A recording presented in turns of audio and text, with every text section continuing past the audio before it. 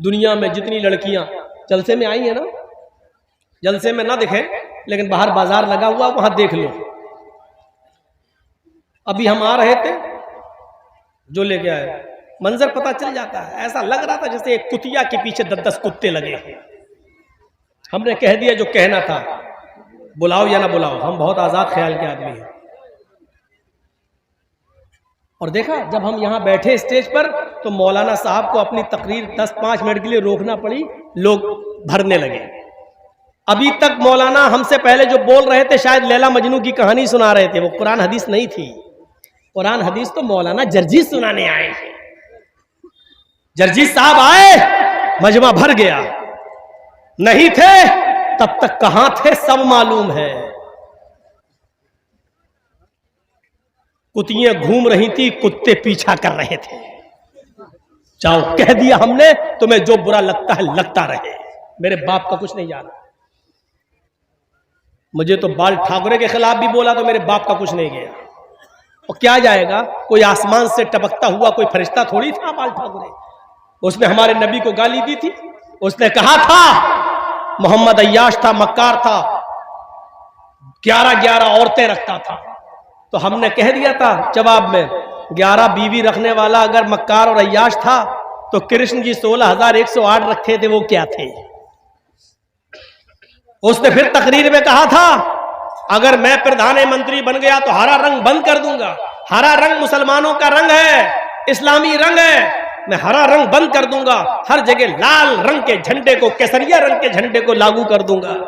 मैंने उसके जवाब में कहा था ठाकुरे जी, लाल रंग से इतना प्यार, हरे रंग से इतनी नफरत, ये नफरत करना छोड़ दो, क्योंकि हरे रंग की सब्जियां खा खा कर तुम जिंदा हो, लाल रंग की चीज तुम्हें नसीब नहीं होती है।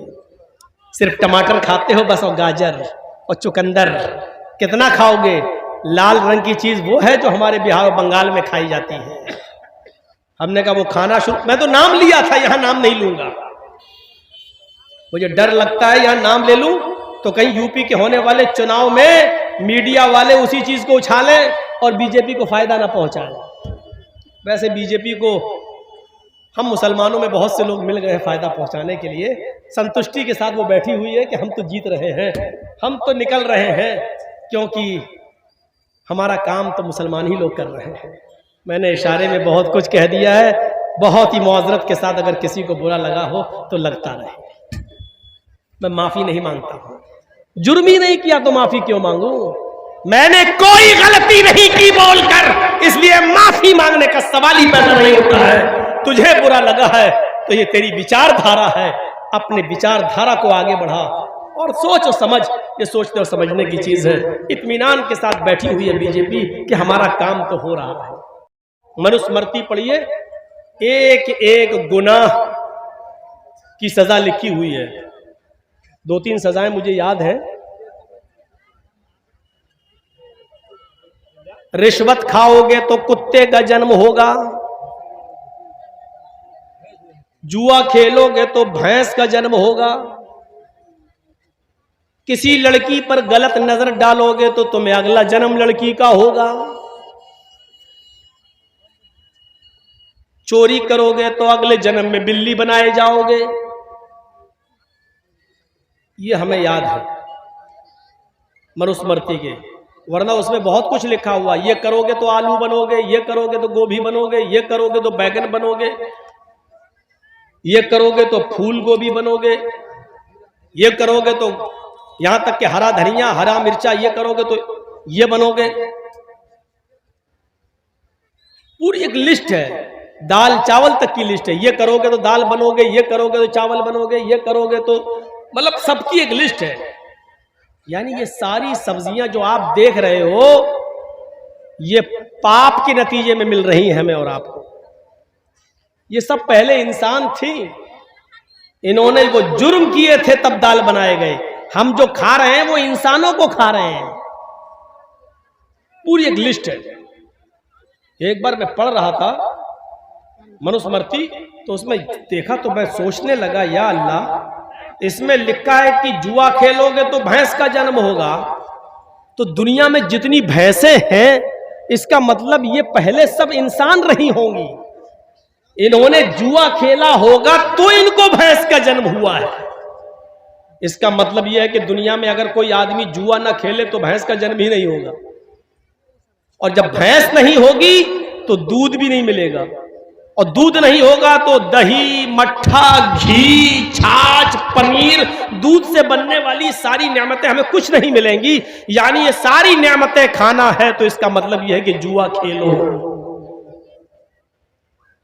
एक पंडित से मैंने कहा, लोकल पंडित से, कहने लगा चुप रहो मौलाना साहब, हम इतने बड़े पंडित नहीं, हमारे किसी बड़े पंडित से पूछो, हम लोग तो बस ऐसी दान कन्या कर लेते हैं, कुछ हमें गुरु दक्षिणा मिल जाती है, हम क्या जाने ये सब। लोकल पंडित था, नहीं बता पाया। क्लियर लिखा है जुआ खेलोगे तो भैंस का जन्म होगा। अब बताइए तो आप, ये सारी नियामतें हमें जुआ खेलने के नतीजे में मिल रही हैं। इससे भी बड़ी बात, चोरी करोगे तो बिल्ली का जन्म होगा। अरे हमने दुनिया में चोरी की, पुलिस ने हमें पकड़ा, जेल में डाल दिया।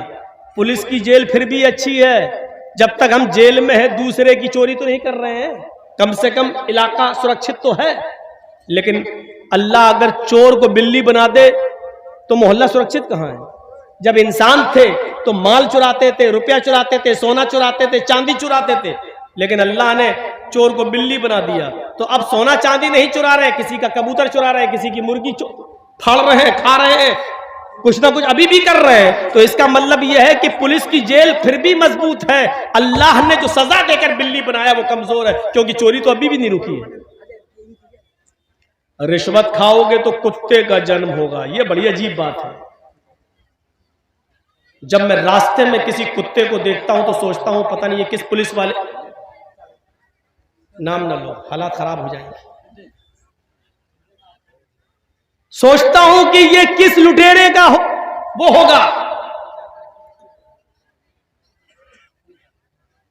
ये जो कुत्ते हैं, ये लोकल कुत्ते हैं, ये 100-200 रुपए लेकर तिरक छोड़ने वाले, कम हल्की फुल्की रिश्वत।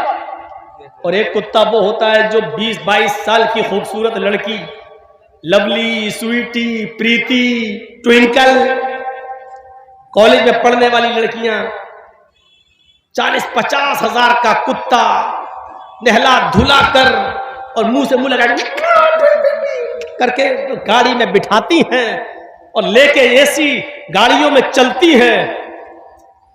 मैं सोचता हूं ये किसी बड़े वीआईपी लीडर, किसी नेता का जन्म हुआ होगा। कभी कभी हम सोचते हैं यूपी और दिल्ली चलाने वाले लोगों को, ये जुल्म बेचारे कर रहे कर लें, लेकिन मरने के बाद इनको क्या बनाया जाएगा? ऐसा न हो कि ऐसा बकरा बन जाएं जो हम ही लोगों के किसी हिस्से में आ जाए। कहीं देसी मुर्गा बन गए तो पता नहीं किस मौलवी के पेट में जाएंगे। मौलवियों का सबसे बेहतरीन गिजा देसी मुर्गा ही होता है। बाकायदा मांगते हैं जलसे में, देसी मुर्गा है तो आएंगे। मैं उस मौलवी को जानता हूं जिसने तकरीर की डेट देने से पहले कहा था कि हमें मंगोर मछली, देसी मुर्गा, फ्राई चाहिए। नाम नहीं लूंगा वरना आप लोग हंसेंगे। मैं सोचता हूं कि ये लोग दुनिया में बेचारे कर रहे करें, लेकिन आखिर इनको इनके धर्म के मुताबिक कौन सा जन्म होगा, क्या होगा? अगर हमें पता चल जाए कि ये वही आदमी है जिसका जन्म ये हुआ, तो हम तो